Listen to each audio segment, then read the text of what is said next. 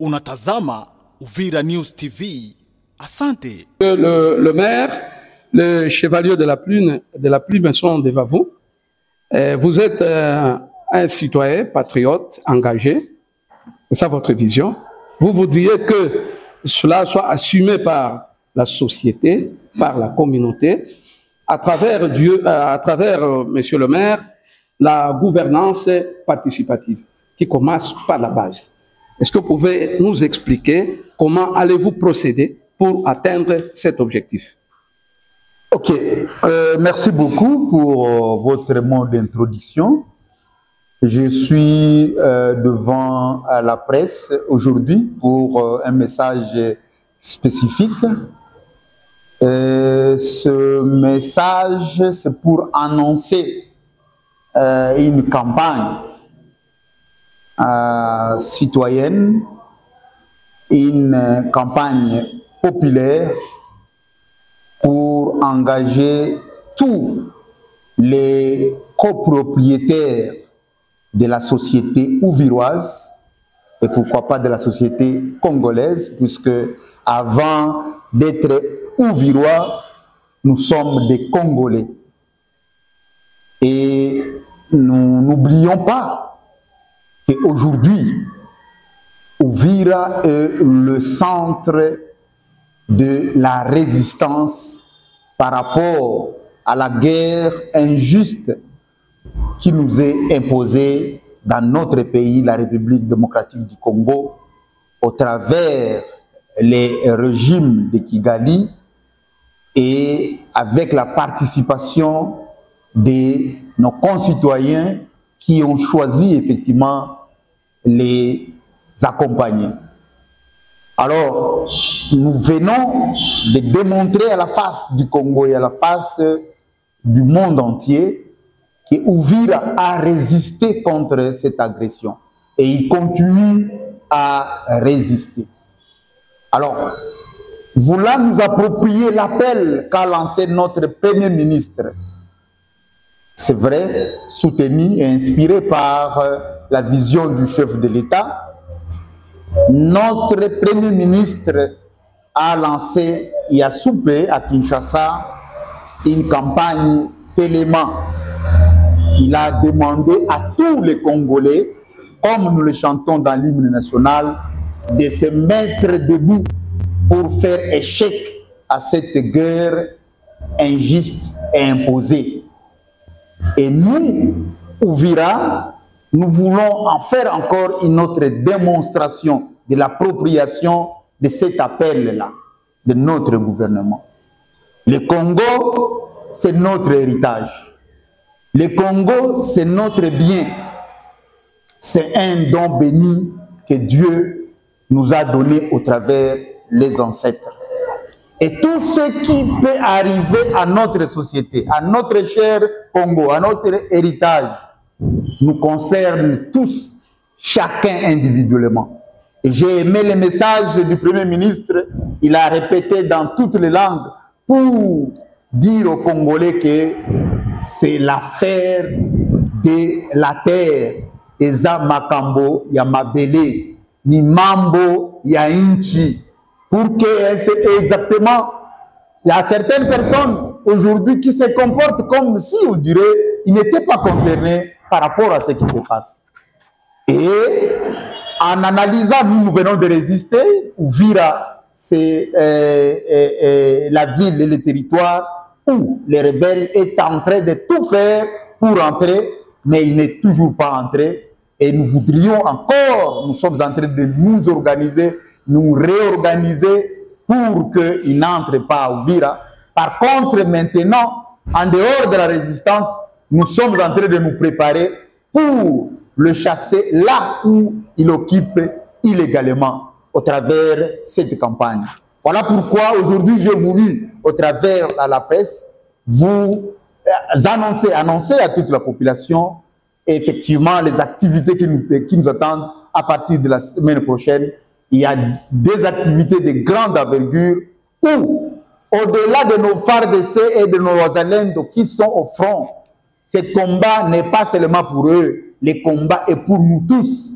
Tout citoyen est concerné Et tout citoyen doit se poser la question de savoir comment moi aussi je vais contribuer à ce que non seulement on n'entre pas au Uvira, mais comment nous allons contribuer en fait que nos vaillants héros qui se battent au front puissent libérer les espaces qui sont occupés. Voilà exactement la belle aventure dont nous nous sommes déjà donnés au travers la résistance et que nous voulons maintenant généraliser en associant toute la population pour que nous tous nous disions Eza Makambo ya Mabele, c'est l'affaire de notre terre, de notre héritage, et personne ne peut nous ravir notre héritage. Par contre, nous sommes prêts à mourir pour sauvegarder notre héritage. C'est comme ça que nous pourrons honorer notre Dieu et nos ancêtres qui nous ont laissé cet héritage. Voilà le message que je voulais exactement réserver la primaire aux journalistes, afin que déjà vous me précédiez dans la campagne, vulgarisant, vous dire que nous allons nous mettre tous debout et nous allons commencer, et semaine par semaine, nous allons commencer avec des activités qui vont réellement témoigner chacun de nous. Ce n'est pas l'appel seulement comme maire de la ville, c'est l'appel comme citoyen à mes concitoyens pour dire que cette affaire nous concerne tous. Voilà le message que j'avais à vous livrer ce jour. Oui, monsieur le maire de la ville intérimaire, vous parlez de la campagne de masse. Je pense que les confrères ont des préoccupations par rapport au cahier des ménages, par rapport à la suite du forum que vous aviez initié ici en ville. D'accord. Je suis prêt à pouvoir répondre à leurs préoccupations, à moins que ça soit peut-être ta question, je ne sais pas. C'est déjà une question. Ok. Par rapport au cahier des ménages, c'est parmi les mesures. Je ne cesse de répéter chaque fois que la principale mission de l'État, c'est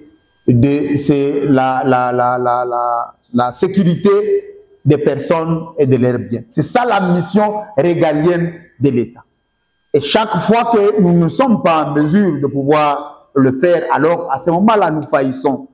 Bien que souvent, vous avez toujours tendance à avoir peur de pouvoir nous dire là où nous n'avons pas fait correctement notre tâche, en nous amenant dans des fois de polémiques qui ne sont pas. Mais la tâche première pour l'État, demandez-nous comment nous pouvons améliorer la sécurité des personnes et leurs biens.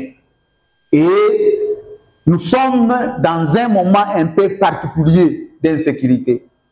Et ce que nous subissons aujourd'hui est la conséquence de la façon dont nous sommes comportés dans les jours passés.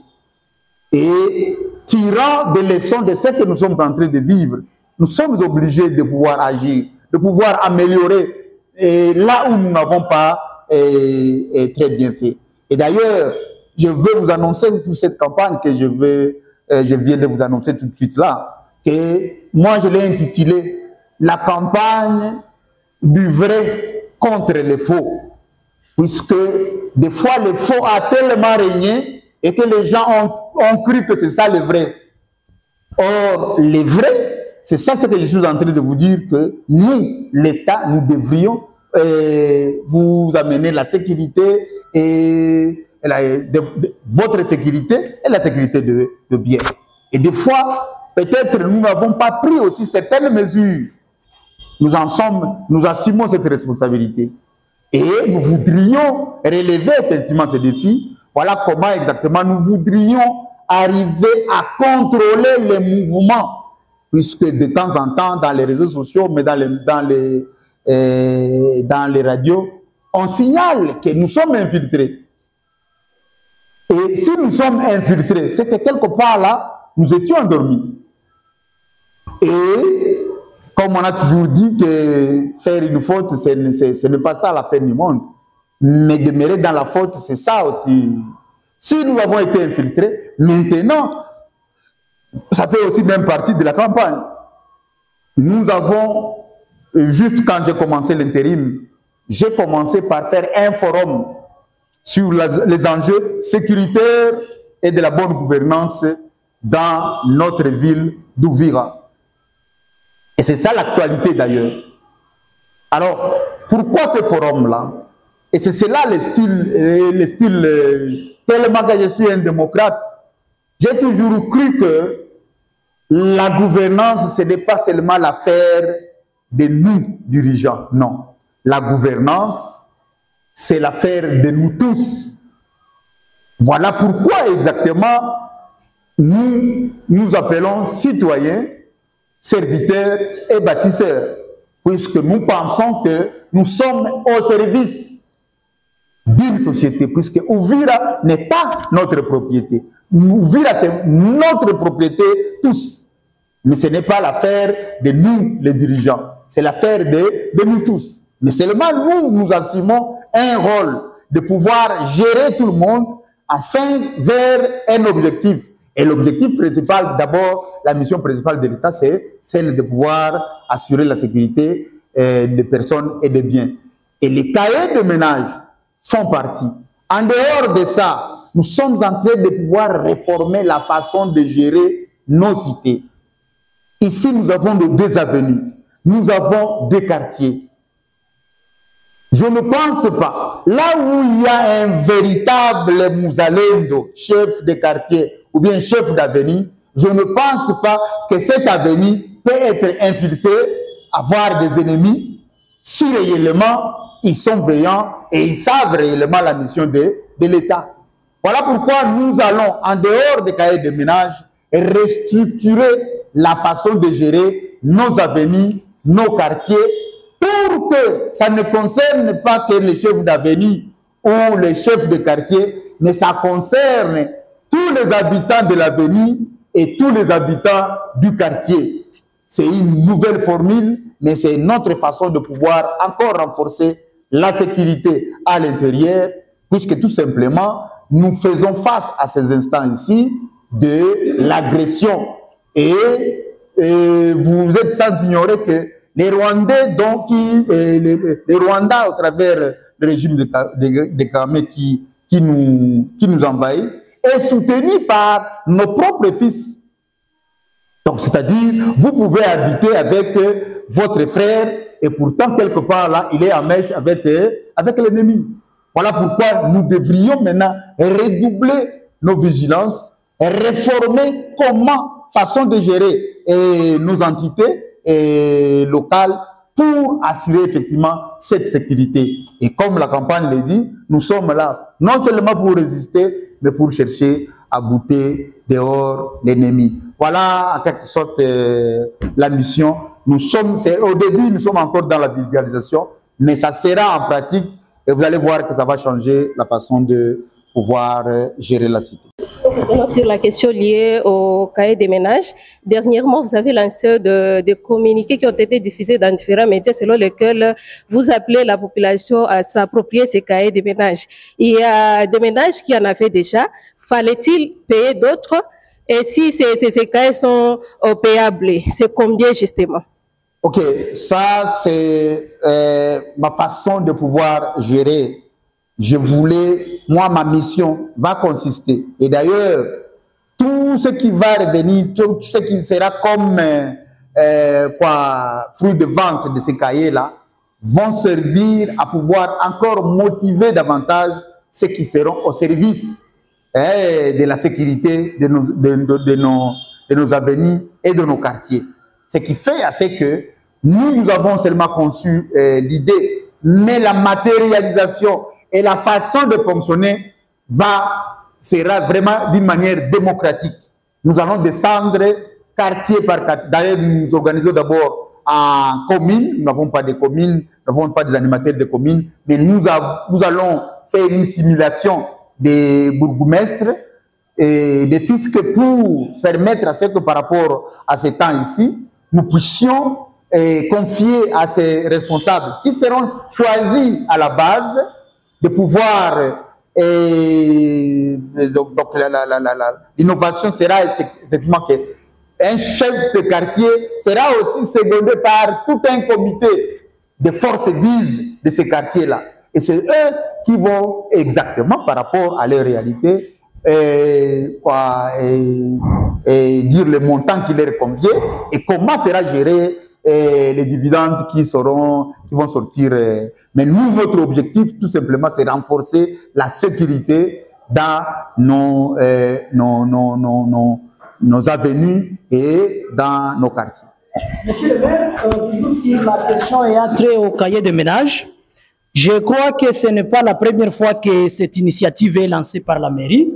Alors, aujourd'hui, moi, je voudrais savoir quelle est la mesure de suivi que mettra cette fois-ci en place la mairie pour que cette politique très importante pour la sécurité de la ville d'Ouvira soit d'application par la population ouviroise. Nous avons cru peut-être que quelque part là, nous avions dans les temps beaucoup centralisé au niveau de la mairie. L'approche actuelle, c'est la décentralisation. Ce ne sera plus la mairie qui va tout concentrer, nous allons décentraliser pour que exactement quelque part là, nous fassions participer nos concitoyens dans la gestion de leurs entités. Mais en réalité, franchement, c'est une irresponsabilité qu'un citoyen vit dans une avenue, dans un quartier, croyant que la sécurité appartient au chef de quartier ou au chef d'avenue. C'est vraiment une irresponsabilité. Un citoyen, c'est celui-là qui s'occupe exactement du bien de son entité là où il vit. Certes, il n'agit pas, mais il est participant. Il n'est pas seulement spectateur, mais il donne aussi les idées et il est exigeant par rapport à la mission qu'on confie à ceux-là, effectivement, qui sont en train de diriger. Donc, c'est une innovation et je pense que les contrôles vont commencer d'abord là où les choses sont décentralisées et nous allons mettre au niveau de la mairie un mécanisme de collaboration pour voir si réellement ce que nous amenons comme vision est réalisé par ceux-là qui dirigent le base. Monsieur le maire, sachant que la cohésion sociale entre les communautés, c'est aussi l'un des piliers pour faire face à cette agression. En tant que le numéro 1 de la ville, quelle est la place que vous accordez à cette cohésion, mais aussi comment vous travaillez pour que toutes les communautés soient ensemble pour lutter contre cette insécurité? Belle question. Et non seulement ça a toujours été ma démarche, et nous réactualisons encore cette démarche. C'est cela même la vision actuellement pour la mairie d'Ouvira. Donc nous avons deux très grands défis à relever ici à Ouvira. Le premier défi consiste à pouvoir restaurer l'autorité de l'État. Vous tous, vous connaissez exactement qu'est-ce qui se passe. Et notre première mission sera celui de ramener l'autorité de l'État. Et je ne cesse toujours de donner cette exhortation chaque fois. Je dis, tout citoyen qui s'avertue à pouvoir tuer l'État, il se tue lui-même. L'État, on ne le tue pas. Et chaque fois que l'État est en faillite, vous les citoyens, vous devriez normalement crier très fort pour dire stop, puisque une société ne peut pas vivre sans l'État. Et quand nous nous retrouvons dans une difficulté pareille, je pense que vous devriez accompagner. C'est ça la vision que nous sommes en train de nous. Donc il est le devoir de nous tous, en commençant par nous qui amenons la vision, de pouvoir travailler pour que l'instauration de l'État soit effective et que chacun joue correctement son devoir et puisse jouir de ses droits, puisque c'est cela, être un citoyen. Deuxième défi, c'est ce que tu veux c'est celui que tu veux de poser pour la cohésion sociale. Donc, j'aime toujours me référer à l'hymne national. On nous appelle à l'unité, debout Congolais, unis dans l'essor et dans l'effort. Et l'union, c'est ça la force. Et quand une société n'est pas en cohésion, cette société est faible. Et voilà pourquoi exactement ça fait partie de notre deuxième vision par rapport à notre mission et aux défis que nous devrons relever ici à Uvira. Sans oublier bien sûr ce qui nous préoccupe, ce qui vient perturber aujourd'hui, c'est cette guerre. Puisque si jamais aujourd'hui nous sommes occupés, on n'aura plus de défis, on n'aura plus de visions. Alors ça, c'est une préoccupation et nous avons les mécanismes, comment nous allons y arriver et nous commencerons, pour ne pas dire que c'est cela, ce que je venais d'évoquer tantôt ici, que dans la société, il y a les vrais et il y a les faux. Alors notre combat va consister à pouvoir faire régner les vrais sur les faux. Et je ne pense pas que les faux ou bien le mal a commencé à mon âge. Il a commencé, il est vieux que moi. Alors, mais on continue toujours à les combattre par rapport à l'ambition et la vision qu'on a. Nous allons y travailler, mais cela ne doit pas dire qu'à 100% nous allons éradiquer, puisqu'il y a des faux citoyens qui travaillent contre la cohésion, mais nous, la mairie, nous travaillons pour la cohésion et nous allons les démontrer non seulement dans les discours, mais dans la pratique. Et nous invitons tous à pouvoir nous accompagner dans cette mission-là. Monsieur le maire, vous avez touché un élément très important, la motivation et le paiement de ces cahiers, oui. Est-ce qu'il y a un budget que la mairie a prévu pour les gens qui seront déployés ou soit les gens qui vont travailler dans ces projets? Parmi aussi le combat du vrai contre le faux, c'est que vous êtes des journalistes, vous savez ce qui se passe aujourd'hui. Nous représentons une entité comme celle-ci, la mairie d'Uvira, une mairie qui a fait l'histoire de la République démocratique du Congo au travers notre modeste personne, en résistant et en n'abandonnant pas exactement notre responsabilité pour la société. Mais curieusement, c'est vrai, nous recevons des félicitations de part et d'autre, mais nous regrettons que tout ce que nous rêvons, tout ce que nous pouvons faire pour la société, nous n'avons pas cet accompagnement-là.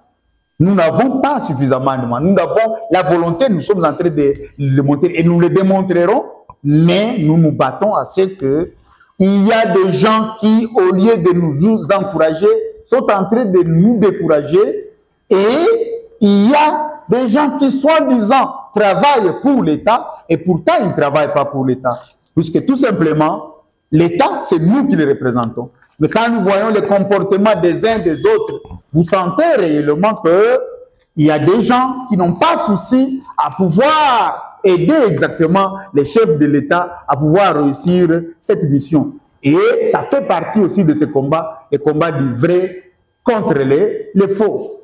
Et il y a des gens qui préfèrent empocher de l'argent de l'État au lieu de venir en aide des institutions qui, à ce moment ici, en ont tellement besoin pour relever et pouvoir améliorer les conditions de notre société et pourquoi pas même de leur travail.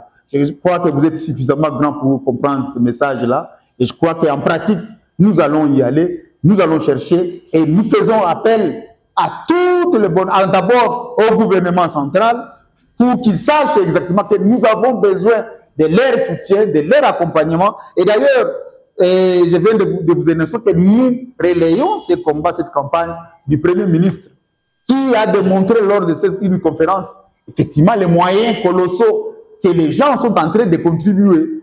Mais curieusement, ces moyens-là, nous ne savons pas où ces moyens passent. Puisque nous qui existons sur le terrain ici, nous ne voyons absolument rien et nous sommes en train de commencer à nous débriller comme des gens pauvres et pourtant nous sommes suffisamment riches. Voilà comment exactement, vous, en tant que aussi du journaliste, vous devriez, nous vous convions pour que vous nous aidiez dans cette campagne. C'est une campagne de mobilisation, non seulement des hommes, mais aussi des moyens afin que nous puissions faire face à cela. Et souvent, ce sont ces attitudes que nous sommes en train de pouvoir décourager et condamner.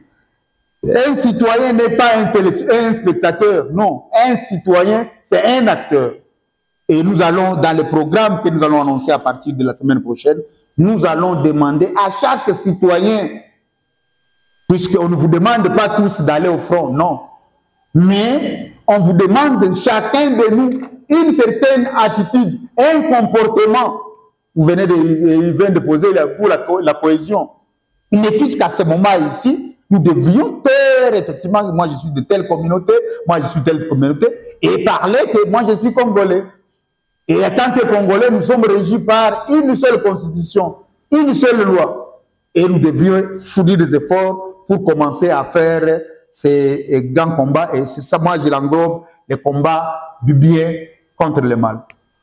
Alors, monsieur le maire, en tant qu'autorité, s'observe jusqu'à preuve du contraire une certaine cacophonie dans les chefs de certains responsables de Wazalendo ici à Uvira, où certains même se livrent à installer des animateurs dans des institutions de l'État, et d'autres se rangent contre ces comportements de leurs collègues. Que direz-vous face à cette situation qui met aussi en défi la confiance des citoyens aux autorités que vous êtes?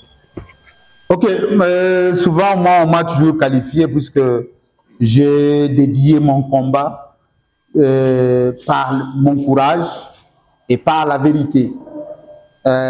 Ces débats, je crois que nous sommes en train de pouvoir chercher à mettre fin à cela et ça va se terminer. Et très bientôt, moi j'y crois. Les débats aujourd'hui, FARDC, Wazalendo, patati patata. Et à un certain moment comme ça, moi je trouve ça normal. Et cela devrait arriver. Et que les gens de toutes parts aient le mal en patience. Puisque ceux-là qui ont vécu les moments dont nous venons de passer, j'informe pour les gens qui ne le savent pas, ceux-là qui sont arrivés à la frontière, à ces jours-là où tout le monde a fui, vous sentiez déjà que le pays était abandonné. La frontière était vide, il n'y avait personne, aucun service. Le pays était déjà dans la rue. Bukavu a été récupéré de la même façon. N'oublions pas, bien que souvent, les gens ont tendance à croire quand on dit la vérité, non, il faut... Non, Bukavu a été pris comme ça. 2-3 jours avant que l'ennemi soit dans la ville. Par peur, une peur généralisée. Et tout le monde... Moi, j'ai vu ce scandale-là et j'ai eu à voir un officier burundais. Il a soupé. Ce sont les Burundais qui... Ça, c'est du vécu. Et il ne faut pas l'oublier. À la maison chez moi, je suis gardé par les Wazalendo. Et des fois, en tant qu'officiel, on me dit, mais comment toi tu te fais garder par les Wazalendo? Mais ces gens qui me posent cette question, ils oublient là où nous venons. Puisqu'il y a soupé, ce sont les officiels qui faisaient crépiter les coups de balle, qui ont vandalisé toutes ces institutions. La mairie, ça ce n'est pas mon bureau, c'est un nouveau bureau. Nos anciens bureaux ont été vandalisés. Par qui? Allez demander par qui. Je ne veux pas que ça sorte dans ma bouche, puisque tout simplement, si ça sortait de ma bouche, on va me dire que moi, je suis beaucoup plus pour... Non, je parle de la vérité. Le pays était déjà parti. Et si nous n'avions pas résisté, je crois que les rebelles pouvaient, puisque c'était vide. Et maintenant, ceux-là qui ont occupé ce qui était vide, vous voulez qu'ils se comportent comment? Vous voulez qu'ils se comportent comment? Soyons humbles, petit à petit, nous allons les faire comprendre qu'il faut qu'ils rentrent à leur place et que les choses vont devenir. Et cette histoire de condamnation, ce n'est pas le moment de condamner ceux-là qui ont fui, ceux-là qui sont restés. Ce n'est pas le moment de dire les Wazalendo ou quoi que ce soit. Non, c'est un moment normal qui est arrivé par rapport aux réalités que nous avons vécues. Travaillons maintenant pour remettre les choses à leur place avec beaucoup d'humilité, puisque ceux-là qui ont souffert qui se sont sacrifiés pendant ce temps, quand vous évoquez cela, ils trouvent comme si vous les injuriez. Un peu d'humilité, j'exhorte les uns les autres, nous sommes des frères, le Congo nous appartient, Uvira nous appartient, focalisons-nous beaucoup plus à ce qui est essentiel. Et ce qui est essentiel pour nous, c'est d'abord gagner cette guerre. Le reste, nous allons l'arranger entre nous quand nous aurons notre pays en main. Mais tant que nous ne l'avons pas et nous commençons à polémiquer, nous risquons de faire les lits à l'ennemi, comme l'ont fait nos amis qui ont commencé à crépiter des balles ici au moment où il n'y avait pas de guerre. C'était une façon de dire aux ennemis, venez occuper. Mais comme c'est passé, ne continuons pas effectivement avec ce jeu. Et il y a, surtout vous les journalistes qui avez besoin de nouvelles, ça vous fait plaisir de balancer, oh regarde comment ils ont fait ceci, ça vous fait plaisir. Mais il faut comprendre que ce sont les moments que nous avons traversés, et ce sont des moments difficiles, et c'est à peine que nous sommes en train de nous relever petit à petit. Tous oublions ce qui s'est passé et tournons nos regards vers l'avenir. L'avenir, c'est d'arracher nos terres qui sont pour l'instant occupées. Et c'est cela, parmi aussi les messages que je voudrais. Parce que quand vous voyez nos comportements, vous pouvez croire comme si on dirait nous vivons normalement. Ce que nous vivons, ce n'est pas normal. Il y a des gens qui vivaient en quittant ici pour aller à Bukavu. Tous ces taxis et ces taxi-bus qui faisaient cette route-là sont devenus quoi? Des chômeurs aujourd'hui. Vous comprenez? Et non seulement les taximens, mais toute la vie, nous avons des frères et quoi que ce soit. Et donc tout est anormal. Et nous ne devrions pas nous contenter avec cette petite liberté que nous avons aujourd'hui de reprendre la vie. Nous devons beaucoup plus nous focaliser puisque le Congo, c'est à nous. Et quand on prend un petit village ou un grand village, c'est déjà, nous ne sommes plus normaux. Nous devrions nous battre, voir comment exactement récupérer. Et comme c'est l'appel de Kinshasa, je crois que Kinshasa doit savoir effectivement que Uvira s'en est approprié. Et je vous invite tous effectivement à nous approprier puisqu'il s'agit, comme on l'a dit, de l'affaire de la terre, de notre terre. Ce n'est pas une affaire d'un régime, ce n'est pas l'affaire d'un gouvernant, c'est l'affaire de notre terre. Battons-nous d'abord pour notre terre. Le reste de nos querelles dans la famille, on va les faire après, une fois tout récupéré. Monsieur le maire, vous avez évoqué la question des restrictions des chefs d'avenir, mais aussi des chefs de quartier. Donc, vous connaissez avec moi quels sont les agents de l'État qui ne sont pas payés. Est-ce que, lorsque vous parlez de la restriction des avenirs, des quartiers, est-ce que dans les budgets de la mairie, vous allez commencer à payer les chefs d'avenir et des quartiers afin qu'ils puissent s'approprier cette campagne? Ok. D'abord, il faut comprendre que nous partons de la volonté politique.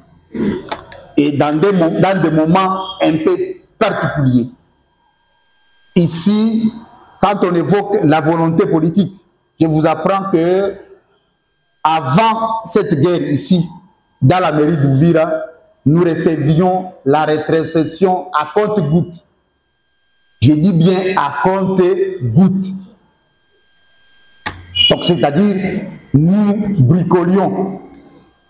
Mais maintenant, là, nous sommes en train de faire tout pour changer les choses. Et c'est de là où réside exactement la responsabilité commune.